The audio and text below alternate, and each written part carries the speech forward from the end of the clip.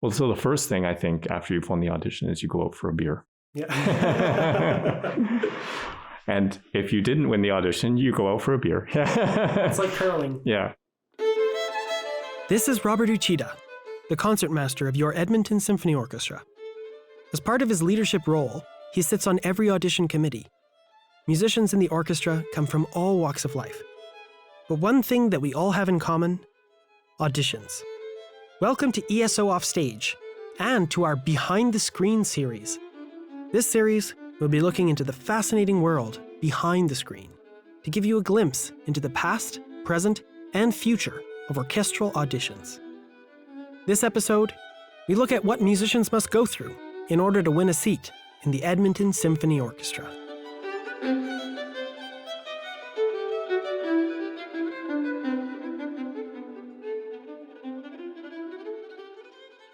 We keep the screen up for all rounds of an audition.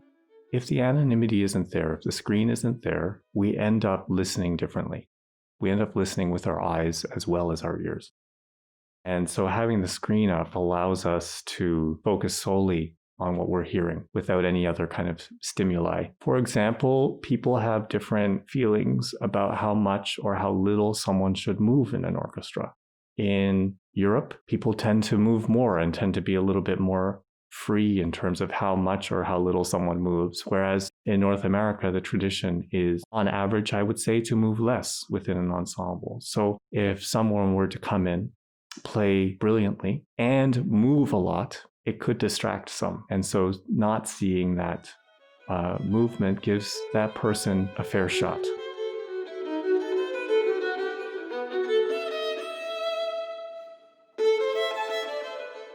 Before the audition starts, each candidate draws a number, and that's the only way that the audition committee identifies them. So they don't know who anyone is until or if there's a winner, and then it's like a ta-da moment, and they open the curtain. Oh, that's the winner. And all the unhappy losers slink out the back door, and no one has to know that they were even there. This is Kathy Macintosh, assistant principal trombone in the orchestra since 1983, and she has served as proctor on many auditions over the years. So what is a proctor? The proctor is basically the go-between between the candidate and the committee in order to keep anonymity. If there's any question or clarification needed from the committee by the candidate, then they go through the proctor. They whisper in my ear, and then I convey their question. Can you give us your best proctor voice? Candidate number 1.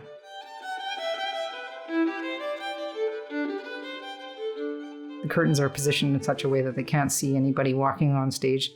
There's a carpet that goes from the backstage area out to the middle of the stage, so that if anybody has characteristic sounding shoes, they won't be able to be identified that way. We have separate entrances for the committee and for the candidates. The backstage area is off limits to other musicians from the orchestra when there's an audition on. As proctor, Kathy has seen countless people walk on stage, only a few of whom have been successful. Well, it's a pretty intense process, and I know how much work goes into preparing an audition and how much money it sometimes costs people to do it, and I feel complete sympathy for people's plights. So I kind of feel like I want to just channel the best energy that I can when I'm out there serving as proctor. It can be really frustrating.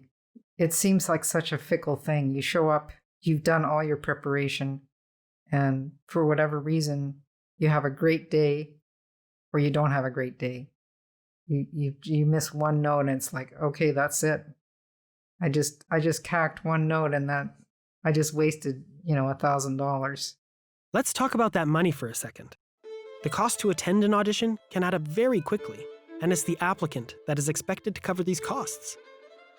The audition itself is free, but depending on where you live, you may need to factor in a round-trip plane ticket. If you have a larger instrument, like the double bass for instance, that means extra oversized baggage charges, sometimes even an extra seat in the cabin. Let's not forget about hotel accommodations, meals, car rentals, or taxi fares, and that could easily exceed the $1,000 mark. Not to mention the added burden of possibly having to take unpaid time off work for the trip. Countless hours of immersive practice in the preceding months go into being well prepared for the day, and you might have spent all that money and invested all that time and energy to play 5 to 8 minutes and be dismissed after the first round. With all that on the line, we want to ensure that the process is as fair as it can be. Our orchestra is pretty much the most democratic you can be in terms of the panel itself, because everybody has one vote. That's it. A lot of orchestras, the music director might have a veto, or the music director might not even enter the process until the final stage. But in our orchestra, it's usually a committee of 9, and everyone has one vote. The personnel manager usually says, okay, we need to have a vote. And if it's at the end of the first round, we are going to have a vote on which candidates, if any, we would like to hear in the next round. As we get on in the process, the question may become, which candidates, if any, would you like to offer the job? If there's one candidate left, it might be, would you like to offer the job, yes or no? And then often we'll do another ballot of, would you like to hear more? Because maybe you don't want to offer the job yet, but you do want to hear them again. It gets kind of complicated. It's a lot of wasted paper. We're trying to be as thorough as we can. There are a lot of variables. We're talking about humans who might hear something one way on a particular day and hear the exact same thing differently on another day. Well, yeah, one of my friends used to say, a jury can have a totally different view depending on what they had for lunch, Right. I think that there's some element of truth to that. At the same time, I think that really, really fine playing and preparation tends to do very well. One of my old teachers used to say, if you play an audition, your goal should be to make the panel embarrassed not to hire you. When I try to coach someone for an audition, I always say that it's really important. You never know what the committee's thinking. So all you can do is go out and do what you think is right with the music. Put your best foot forward and don't worry about anything else. For me, it's so much more important to try and be convincing than to try and say, oh, well, I think that this orchestra likes to do this excerpt in exactly this tempo if an orchestra doesn't like the tempo, they can always ask for it a little differently, but they won't if they're not convinced by the playing. So how many auditions have you attended? A lot. Once I got the job here, we counted it up, my wife and I had taken 42 auditions. This is Rafael Huckman. He's been the principal cello in the orchestra since 2015. And we had the chance to sit down and talk about his journey to the ESO. Looking back, I think I fared pretty well. It can really wear you down.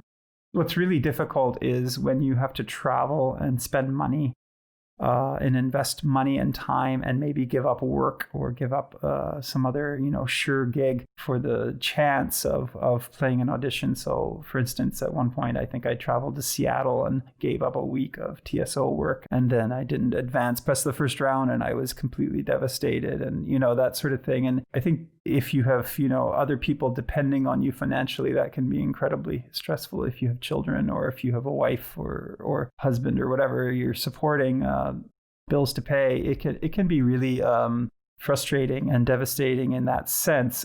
So you have to sort of figure out a balance of what you can stand. But of course, if you give up, then it's over. I felt the pressure at one point where I guess I was first on the list in Toronto for sub work, and then I wasn't first on the list anymore. And I had a kid, and I was like, oh boy, I really got to get this going. And that's when I won a job in Windsor, and then shortly after that, I won a job in Winnipeg, and that was where I was like, okay, I'm gonna get out of here. Once I got to playing section in the Calgary Philharmonic, I had my tenure there. I felt like the pressure was a lot easier. At one point during my time in Calgary, I auditioned for the assistant principal position, and I didn't win. That was probably one of the toughest things, actually, emotionally speaking. I went back to square one, with my playing, and I was like, I'm going to improve. I'm going to get better now, and I was already like 37 years old at that point, right? There was no way I was going to like go study with somebody. So I just tried to start doing the research and get into the zone of improving. And that's ultimately, that's the best way to win an audition, is to actually get better, and present yourself in that way. And so the guy that won the job, the assistant principal, he ended up getting another job later. And so I had a second chance at my assistant principal audition, and I had done all this work leading up to that. And so I got back in there and I won the audition for assistant principal. And then 1 month later, I won this job, and I didn't expect that. On the day that I won the audition, I could see it. I could see it there, right there in front of me. I knew I was playing well enough, but you just never know whether a committee is just going to decide to say no or yes. And having sat on committees now, I can see how, one person's expectation of the result can really differ very much from what the other people on the other side of the screen are thinking of you, right? So it was an incredible day, and I mean, this is kind of embarrassing, but I kept saying to myself afterwards, I was like, I'm principal cello. This is me. I'm now this person. Like, and it was as if part of my brain was doubting it, and it had been a long road, I felt like I was a little bit always a bridesmaid, never a bride, sort of thing. But finally I was the bride.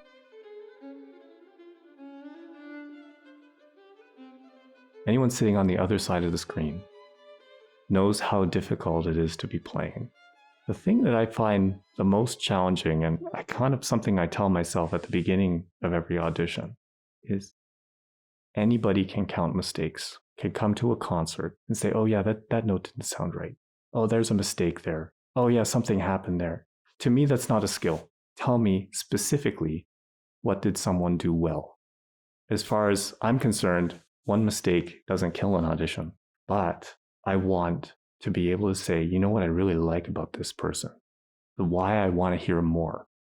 You have to go in with open ears, be understanding of the difficulty of the process, while at the same time having to balance the fact that it has to be in tune, has to be a beautiful sound, the dynamics, the articulation, the control, and of course, having a sense that whoever is playing knows what else is going on in the orchestra at the time. So I'm not interested in just hearing someone play a perfect Schumann scherzo. I want to know that after the poco rallentando, they know that the second violins come in with the 16th notes and that the 8th notes have to accompany them. How does that all fit together? And it's so interesting because you can really feel that when someone has studied the score, when they know intimately the music, not just their part. So that kind of debunks the myth that you have to play a perfect audition to win a job. I don't think that anybody plays perfectly. I certainly don't. So, I think we all aim to get as close as we can. But what is perfection anyway? One person's perfect. Someone else may not feel so strongly about. I think making a musical statement, showing poise and control and an understanding of different musical styles and understanding of the score, very, very important. But for the record, I'm not sure I've ever heard a really completely perfect audition, but that doesn't matter. Sometimes I feel that we can't always measure what we really care about in an audition setting. So we end up caring about what we can measure. Playing very cleanly is extremely important. Doing everything on the page is very important. Some of the things we can't test is how well does someone adjust in an ensemble? How free is someone? How flexible are they to different musical considerations? Or these are some of the things sometimes we cannot test in an audition setting. So then, we have a trial process or we have a tenure process, and it's a kind of a trial period or probation period that takes place over many months. And then there's a time at which a decision is made, somewhere down the line. In our orchestra, it's not that long. It's maybe half a season, sometimes more. The panel will meet and discuss feedback and observations and then make a decision. Are the skills required for winning an audition the same skills required for playing in the orchestra day to day? Right. So some of the skills are the same.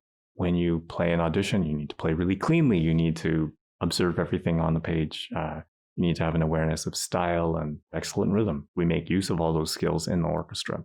Those are very, very extraordinarily important skills to have. Then comes an evaluation of some of the things we were talking about earlier. How aware is a person? So you can have excellent rhythm, but what if the conductor takes a little time, just a little bit? It's not written down anywhere. It's not a poco rallentando. It's less than that. Do you adjust? Do you hear what's happening around you? And do you adjust to it, or do you barrel through?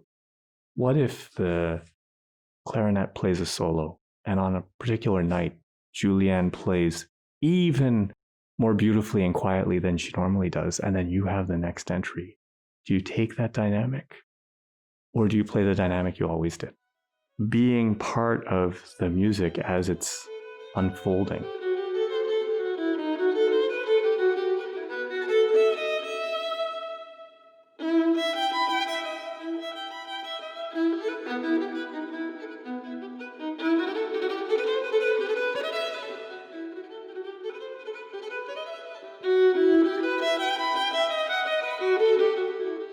We get a lot of instruction from different conductors who have different vocabularies and different ways of asking what they're looking for. And often there are different ways to interpret that. So sometimes I feel like I'm a bit of a translator. So if conductor says, "Oh, I want a kind of more wispy color here," or "I want something that's like the fog over the horizon," or something else. Okay, well, why don't we try playing sul tasto over the fingerboard or something like that? Put it into musical terms. Exactly. Put it into a kind of practical way that we're all on the same page and able to kind of realize the conductor's vision. Is there a common thread among audition winners? I think the common thread is that in addition to being outstanding instrumentalists, they are outstanding musicians who understand the role that they are auditioning for. It's not just playing the instrument well, but doing something more.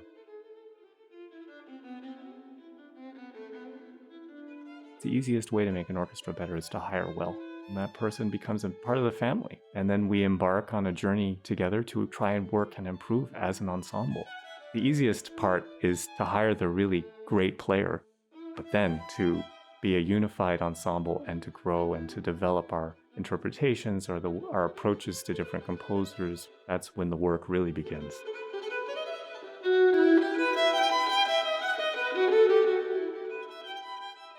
In this episode, you heard Robert Uchida playing the Allegro from Bach's Violin Sonata No. 2. You can find this and more by following the link in the show notes or by visiting winspearcenter.com and clicking on the virtual tab. Thank you to all of our wonderful guests who shared their time and voice for this episode, including Robert Uchida, Rafael Huckman, and Kathy Macintosh. In the show notes, you can find links to their bios where you can learn more about them. ESO Offstage is produced in Amiskwichi, Wisconsin, also known as Edmonton, on the traditional lands referred to as Treaty 6 territory, a place that has been a meeting ground, traveling route, and home for many Indigenous peoples since time immemorial, including the Cree, Métis, Dene, Nakota Sioux, Saulteaux, and Blackfoot, whose histories, languages, and cultures continue to influence and enrich our vibrant community. The Edmonton Symphony Orchestra is dedicated to ensuring that the spirit of Treaty 6 is honored and respected. This episode was written and produced by me, ESO double bassist Max Cardilli. If you ever want to connect with me about the podcast, you can write to eso.offstage@winspearcenter.com.